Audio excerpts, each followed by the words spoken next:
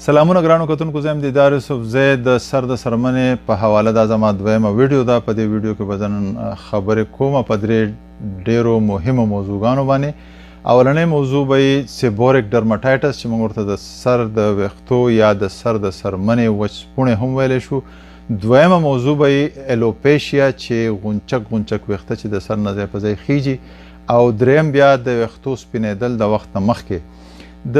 دې نه مخکې چې زه د ټاپک له راشم، اولني ټاپک له راشم، یو ملګري دا سوال کړی و چې د زنانو د ویښتو ختو یا د کمیدو څه وجوهات کیدی شي. اولنۍ ویډیو چې کومه وه نو هغه هم په دغه موضوع باندې وه. په هغې کې ما دا خبره کړې وه چې د زنانو ویښته عموما د سړو په نسبت چې دی هغه کم خیږي یا کمیږي. د هغې وجه دا چې کله دیو بلوغت ته ورسي نو هلته یو هارمون ایسټروجن ورته وایي. دغه هارمون چې د 40 کالو پورې دا ویښته نري کېدو له نه ورکوي، نو کله چې ویښته نه نري کېږي نو د دې د کمیدو امکان ډېر زیات کمی. خو بیا هم څه داسې وجوهات دي چې په ځینو خلکو کې چې دا ویښته کمیږي. په هغې کې د ټول نه مهمه چې کومه ده هغه اکیوټ سټرس دی. کله چې زنانه داسې د ذهني ناڅاپي ذهني یا نفسیاتي دباو لاندې راشي نو د هغو ویښته غورځېدل شروع شي یا ډېر زیات غورځېږي یا کمیدل شروع شي. د دې سره سره که داسې دوايانې خوري چې هغه د ډېر وخت نه استعمالوي او ناڅاپي پرېږدي یا یې بدلې کړي نو دا هم یو دغه وجه کیدی شي د ویښتو د زیاتو غورځېدو. د دې نه علاوه موسم دی، بیا د موسم سره که داسې ناڅاپي تیزه تبه پرې راشي نو دغه هم کیدی شي. بیا که ماشوم د پیدا کېدو نه پس هم د ویښتو غورځېدو د زیاتوالی کیدی شي. خو دا ټول چې نو دې ته اکیوټ سټیج وایي یا دا وختي عملي بیا د وخت سره سره دا پخپله ښه شي. دا عموما د 3 نه 6 میاشتو په منځ کې ښه شي او دا ویښته چې کوم ختلي هغه راواپس شي. خو که راواپس نه شي نو بیا د دې دوه نورې وجې کیدی شي او هغه دا دي چې یا آیرن ډیفیشنسي په وجود کې د آیرن کمی نو پکار ده چې دغه ټیسټونه وشي، او دویم تایراید یا زموږ د مرۍ دا غور چې کوم دی دا هایپر اکټیو شي یا هایپو اکټیو شي. نو په دې دواړو صورتونو کې چې دی دا ویښته په ویښتو اثر انداز کېږي او د زنانو ویښته غورځېدی شي. که دا هم نه نو بیا چې نورې کومې سیسټمیک ډیزیز یا که نور د وجود بیماریانې نو پکار ده چې د هغو ډایګنوسس وشي او په هغې حساب باندې د علاج وشي. اوس زه راځم اولنۍ موضوع له سیبورک ډرماټایټس یا چې ورته مونږ د سر سپوڼې وچ سپوڼې ورته هم ویلی شو. د دې علامات چې نو په هغې کې د ټول نه غټ علامت چې کوم نو دا سرمنه چې کوم هغه سره شي، سوروالی راشي. د دې سره سره خارخ راشي، د خارخ سره سوځنده درد هم کیدی شي. بیا د خارخ نه پس چې دی فلیکی یا دغه شي دا پټونه شي، خشکي شروع شي. او بیا په ځینې خلکو کې ټینډرنس هم کېږي. ټینډرنس موږ دې ته وایو چې کله تاسو لاس وروړئ نو هغه ځای چې دی خوږېږي د لاس د ایښودو سره یا د لاس د زور کولو سره خوږېږي. دا د دې عمومي علامات وجوهات چې دی نه وجوهات د اوسه پورې کوم ریسرچ چې کومه خبره کوي نو یو په دې کې آیلی سکین دی چې کله ستاسو د سکین یا د سرمنې غوړوالی زیاتي. په دې باندې ما تفصیلي خبرې کړي دي په یو ویډیو کې. که څوک غواړي نو هغه هلته کتی شي. نو کله چې دغه غوړوالی زیات شي نو دغه چې کوم دی دا سیبورک ډرماټایټس یا دا سرمنې دا سپوڼې چې کوم دی وچ سپوڼې چې ورته موږ وایو دا کیدی شي، جوړېدی شي. د دې سره سره یو بل فنګس یې هغه هم نارملي یا په عمومي حالاتو کې په دې دغه کې آیل کې یا په دې سیبم کې د هغې پروډکشن کېږي، هغه پکې یا په سرمنه کې موجود وي. خو د هغې هم زیاتوالی وشي، ابنارمل پروډکشن وشي نو دی هم په دغه کې دا غټه وجه کیدی شي. نو دا دوه د دې مهمې وجې دي، یو دغې فنګس د وجې نه او میلاسیزیا دغه فنګس ته چې دی میلاسیزیا وایي دغه فنګس چې د هغې ابنارمل گروت وشي. نو دا دواړه وجې کیدی شي غټې وجې چې د دې وجې نه دا سیبورک ډرماټایټس یا دغه کیږي، د سر د ویښتو د وچ سپوڼې چې دی دا پیدا کیږي. د دې سره سره ډېر کنټریبیوټینګ فیکټرز دي. کنټریبیوټینګ فیکټر موږ هغې ته وایو کوم چې د دې سره مدد کوي. نو په دې کې د ټول نه غټه خبره دا ده چې ستاسو امیون سیسټم کله چې د قوت مدافعت د وجود کم شي نو دا کیدی شي دا سیبورک ډرماټایټس تاسو ته کیدی شي. د دې نه علاوه اوبیسټي ده چې وزن ډېر زیات نو د هغې وجه نه کیدی شي. که تاسو د صفایي خیال نه ساتئ د هغې وجه نه کیدی شي. بیا سټرس چې کوم دی ذهني دباو یا نفسیاتي دباو د هغې د وجې نه دا کیدی شي. د دې سره سره که تاسو داسې پروډکټ یوز کوئ چې په هغې کې الکوهلي په ویښتو باندې یا په سرمنه باندې نو د هغې سره هم دا وجه کیدای شي او بیا بله وجه پالوشن هم د آلودګي چې کوم ده نو دا ټول څیزونه چې دې ته موږ وایو کانټریبیوټینګ فیکټر نو دا څیزونه په ذهن کې ساتل پکار دي چې دې نه هم که بچاو کیدای شي نو چې وشي بس راځم به علاج دی نو علاج عموما چې دی د شیمپو یا د دغه په کریم چې کوم دی آینمنټ چې په هغې په شکل کې دا کیږي په دې کې دوه مهم څیزونه پکار دي انګریډینټس یو سټیرایډ دی او بل انټي فنګل ایجنټ دی نو انګریډینټ دا دواړه پکې پکاري نو که راشو مونږ دغه له د سټیرایډز راشو نو سټیرایډ چې کوم شیمپو یا کم آینمنټ یا کم کریم چې که پای کې دا سټیرایډ دي که دا دغه ستاسو ته زیاتې علامات زیاتې او مسله زیاتې نو پکار چې په دې کې بیا پوټنټ سټیرایډ یا که هغه سټیرایډ چې کم دغه دي د هغې زور زیات یا ورته مونږ وایو چې زورور سټیرایډ چې کوم دی لکه هایډروکارټیسون په دې کې زورور سټیرایډ دي نو هغه بیا تاسو هغه شیمپو یا کریم استعمالولی شئ چې دغه پکې یا د دې نه علاوه کو بیا لږ غونته کې کمزوري یا مالډ نو فلوسینالون ورته وایي دویم د دې نه ماډریټ چې ورته مونږ وایو د دې نه لږ غونته کمزوري نو هغه شیمپو یا کریم تاسو استعمالولی شئ یا د دې نه علاوه کو بیا نور هم کمزوري نور سټیرایډ دي نو هغه تاسو استعمالولی شئ نو یو چې دغه سټیرایډز کمبینیشن وي بل د دې سره انټي فنګل دا هم د شیمپو یا د کریم په صورت کې تاسو اخیستی شئ په انټي فنګل کې د ټول نه ښه چې کوم دی یا د دې انګریډینټ چې کوم دی هغه کیټوکونازول چې دی چې پکار ده چې دا جوس پکې خامخا کیټوکونازول یا بل دی سیلینیم سلفاید ورته وایي هغه هم انټي فنګل دی دا ټول چې دی نو په دې خارښ کې او په دې پټونو کې او په دې ټول څیزونو کې د دیو خپل کردار دی بیا یو بل قسم پایرتیون زنک پکې نو دا هم په دې خارښ کې بل انګریډینټ دی دا هم په دې خارښ کې او په دې دغه کې کار کوي په دې سیبورک ډرماټایټس کې کار کوي د دې سره سره دا میټرونیټازول چې کوم دی دا هم د کریم په شکل کې راځي نو دا کم چې فلیجل ګولۍ چې کوم دی نو دا هم تاسو په دغه ځایونو باندې لګولی شئ بیا په ځینو حالتونو کې چې دی نو ډاکټر تاسو ته انټي فنګل ګولۍ چې کوم دی ټیبلټ هم لیکلی شي ټربینفین ورته وایي دغه ګولۍ چې دی نو دغه هم بیا خو دا به تاسو ته هغه لیکي د هغه کورس به تاسو ته بیا لیکي دا ټول څیزونه چې کوم دي دا تاسو استعمالولی شئ د څو پورې چې د دغه خبره ده د کریم یا لوشن یا په کوم حالت کې چې تاسو اخلئ دا څیزونه نو د ورځې یو پیره تاسو استعمال شروع کولی شئ د هغې نه پس ورو ورو کموئ د هفتې دوه پورې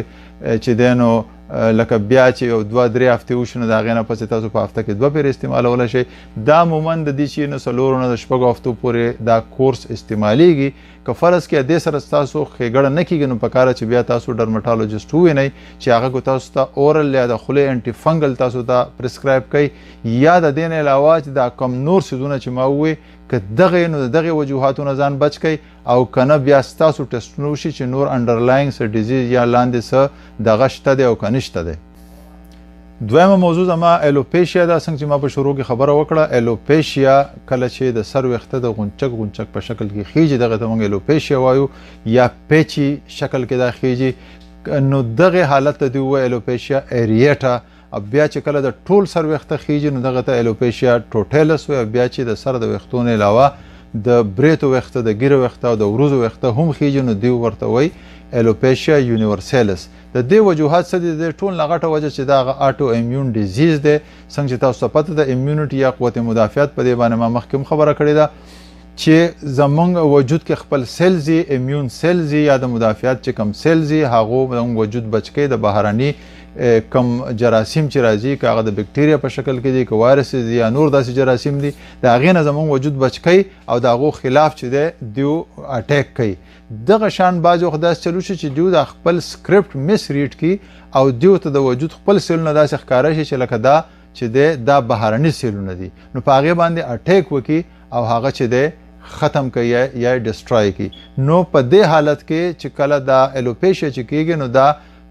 ما په مخکینی ویډیو کې خبره کړې ده چې هیر فالیکل د خپل سیلز دا ویښته چې پکې راخیږي نو دیو په هیر فالیکل سیلز باندې دا اټیک وکړي او ویښته چې دی ټول په خطو شروع شي دا اټو ایمیون ډیزیز د دې ټول نه غټه وجه ده بیا دا اټو ایمیون ډیزیز چې په چا کې فیملی هیستوري د چای د ډایبټیز 1 ټایپ د شوګر چې کوم ټایپ 1 دی او یا ریموټاید ارترایټس چې وایي موږ ورته د جوړونو مرض هم وایو، هغه چې چا په فیملی هیسټري کې را رواني نو دا الوپیشیا چې دا په هغو کې زیاته کیدی شي. اوس د دې علاج څه پکار دی؟ علاج د نه مخکې ما کومه خبره کړې په اولنۍ ویډیو کې میناکسیډل چې کوم دی هغه په فوم یا دغه په شکل کې راځي، د لوشن په شکل کې هغه راځي او دغه چې دی د هغې استعمال ما په هغې ویډیو کې تفصیلا کړی دی، نو ملګري هغه کتی شي. یو دغه میناکسیډل فوم یا د جل استعمالول غواړي. دویم یو دغه دی دا میډیکیشن دی انترلین ورته وایي، دغه میډیکیشن دا چې دی دا په دغه پیچي ایریاز باندې لګول غواړي، دا په هغې کې د دې ډېر ښه افیکټ دی. خو یو خبره به یاده ساتئ چې کله دغه ځای کې په سکین کې په سرمنه کې انفلامیشن یا اریټیشن یا خارښ یا دا څیزونه نو دا به بالکل نه استعمالوئ، ځکه چې دی بیا ایډورس افیکټ یا مسلې پیدا کولی شي. دریم بیا کلوبسټول دا سټیرایډ دی، دغه کلوبسټول په شکل کې دا په فوم کې هم راځي، دا په شیمپو کې هم راځي او په کریم کې هم راځي. نو دا تاسو استعمالولی شئ او تقریبا هغه طریقې ده کوم چې ما مخکې وویل په د سیبورک ډرماټایټس کې چې د ورځې یو یا دوه پیرې تاسو شروع کولی شئ او بیا به ورو څلور شپږ هفتې بیا ورو په قلاره به بیا کموئ. د دې سره سره که دا کنټرول نشي نو بیا لکه ډاکټر چې دی تاسو ته دغه هم لیکلی شي، دا اورل کارټیسون درته هم لیکلی شي، ګولۍ تاسو خوړی شئ د سټیرایډ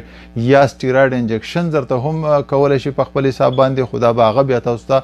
ډوز ښیي ستاسو د عمر په حساب، ستاسو د بیمارۍ په حساب باندې چې د خوراک څنګه پکار دی. یا اورل امیونو سپریسنټ ډرګس چې کوم دی هغه هم تاسو ته دغه کولی شي، تجویز کولی شي. نو دا ټول څیزونه چې دي بیا په هغې کې څه حده پورې کار کوي او دا دغه چې دی د الوپیشیا اریټا چې کوم دی یا د پیچ دغه چې دی دا څه وخته پورې او بیا دا را واپس شي، نو په ډېرو حالتونو کې چې دی دا ښه شي. خو کله چې امیون سیسټم آټو امیون ډېر زیات زوروري نو په هغې کې بیا مسله دا چې لکه دغه میډیکیشن یا دوانې ډېر وخته پورې که تاسو استعمالوئ نو دا نورې مسلې جوړوي، بلډ پرشر زیاتوي، په اینه باندې د ایډورس افیکټ په لیور باندې، کډنیز باندې. نو دا ټول څیزونه چې نو بیا دې ته ګوري چې یاره ستاسو سیسټم بچ کو او که نه ستاسو ویښته بچ کو. نو په دې کې بیا یو خبره چې په هغې حالت کې بیا خلک د ویښتو قرباني ورکوي. خو عموما داسې کېږي چې د دې دوایانو سره دا الوپیشیا یا دغه چې کوم دی ویښتو خطو د عمل چې کوم دی هغه را واپس شي او انسان ښه شي. اوس زه خبره کوم د ویښتو سپینېدو په حواله یا د وخت نه مخکې ویښته ولې سپینېږي، د ویښتو رنګ چې دی یا تور رنګ چې دی هغه هم د میلانین پیګمنټ په وجه څنګه چې ما مخکې خبره کړې وه سرمنې په حواله چې دا هم میلانین پیګمنټ په وجه زموږ دا سرمن چې دا رنګ د دی که چا کې تور رنګ د چا میلانین پیګمنټ زیات نه تور رنګ د هغې نه کم نو غنم رنګ یا سپین رنګ دغه چې دی دغه پیګمنټ په ویښتو کې هم نو په څه وجه چې دغه پیګمنټ کم شي یا ختم شي نو ویښته هم سپین شي. د دې وجوهات د ټول نه غټه وجه چې دغه جینز دی، جینیټکس کې په چا په جینز کې دا خبر را روانه چې ویښته د وخت نه مخکې د خلکو سپینېږي په هغې خاندان کې په هغې جینز کې نو ستاسو به بیا هم سپینېږي، د هغې سره بیا هیڅ هم نه کېږي. دویمه خبره چې دا نو هغه آټو امیون ډیزیز دی، څنګه چې اوس ما خبره وکړه الوپیشیا په حواله باندې. نو دغه شانتې یو بل مرض دی چې هغې ته موږ ویټیلایګو یا ویټیلیګو وایو، هغه برګې ورته موږ ویلی شو. او دغه مرض چې دی نو دغه ځای په ځای د سرمن چې د هغه سپینې د هغې سره هغه ویښته هم په ځای ځای کې سپینېږي. د دې سره دریم غټه وجه چې کومه کیدی شي هغه سټرس دی. کله چې یو انسان ټول عمر په سټرس کې تیری، لکه ذهني دباو دی، نفسیاتي دباو دی، معاشي دباونه دي، نور قسم دباونه دي، نو د هغې سره هم به ډېر لوی اثر او د هغې سره هم ویښته د وخت نه مخکې سپینېږي. بیا بل حالت یا کنډیشن چې دی نو هغې ته موږ اکسیډیټو سټرس وایي. اکسیډیټو سټرس دې ته وایي کله چې زموږ وجود میټابالیزم کېږي نو په هغې کې لکه فری ریډیکلز یا مالیکیول پیدا کېږي او دغه فری ریډیکل چې دي دا سیل ته نقصان رسوي. نو کله چې انټي اکسیډنټ څیزونه موږ خورو نو هغه چې دی هغه فری ریډیکلز ختموي او وجود د دغه نه بچ کوي، د دغه ډسټرکشن نه د سیلز بچ کوي. نو دغه انټي اکسیډنټ په دې حواله باندې ما خبره کړې، شوګر په حواله چې ما کومه ویډیو کړې په هغې کې ما دا خوراکونه ښوولي تاسو ته چې هغه کمې سبزیانې دي یا کم فروټس دي په هغې کې انټي اکسیډنټ زیات او هغه خوراک چې دی هغه د وجود دپاره ضروري دی. په هغې کې عموما وټامن A, C او E دا څیزونه پکې زیات دي. هغه تاسو ملګري کتی شي هغه ویډیو. د دې سره سره ځینې وټامن داسې دي چې د هغې په وجود کې کموالی شي نو د هغې وجې نه هم ویښته سپینېږي. لکه په هغې کې به زه ووایم چې خصوصا وټامن B6, وټامن B12 بایوټین دي. د دې نه علاوه وټامن D دی او آیرن دی. آیرن ډیفیشنسي چې کله وشي یا HDL چې کله کم شي های ډنسټي لایپوپروټین چې کم دی نو دا هم وجه کېدی شي د ویښتو د سپینېدو. د دې سره سره تایراید چې کم دی د تایراید ډیزیز یا د غور چې کم ما خبر وکړه که هغه هایپر اکټیو شي هایپو اکټیو شي نو دا هم په ویښتو باندې د ټول نه زیات اثري. د دې سره سره د ټول نه مهمه خبره چې کومه ده نو هغه سموکینګ یا د سیګریټ نوشۍ په حواله ده. نو دا هم په ویښتو سپینېدو کې د دې ډېر زیات رول دی. اوس ویښته که دا څیزونه وخورو نو ویښته سپینېده به لکه تورېده به واپس شي یا ویښته سپینېده به ودرېږي. نو کله دا د جینز د وجې نه د آټو امیون د وجې نه او یا د عمر د وجې نه ځکه چې د عمر هم خپله یوه تقاضا ده نو په دې کې خو بیا دا ویښته چې دي دا نه واپس کېږي. که نورې وجې دا کومې چې ما وویې نو په دې کې که دا تاسو دغه خوراکونه شروع کړئ په دغه خبرو عمل وشي نو کېدی شي که دا څه وخته واپس اول خو دا ده چې کېدی شي دا ویښته واپس تور شي. که تور نه شي نو د سپینېدو هغه ریشو چې ده هغه به کمه شي. ډېره زیاته مننه ملګرو د ویډیو اورېدو او د نورو مهمو ویډیوګانو دپاره زما سره اوسئ. د الله په امان.